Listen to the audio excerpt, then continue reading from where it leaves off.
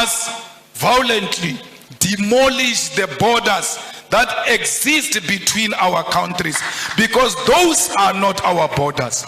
You cannot worship a border between Tanzania and Kenya and come and sit in this hall and say you are a Pan-Africanist. A Pan-Africanist means the first task is to get rid of colonial borders so that we bring Africa together in practical terms. I don't know if President William Ruto means it, because he said so many things and I can't locate him these days, because the things he said during election and the things he's doing now are two different things.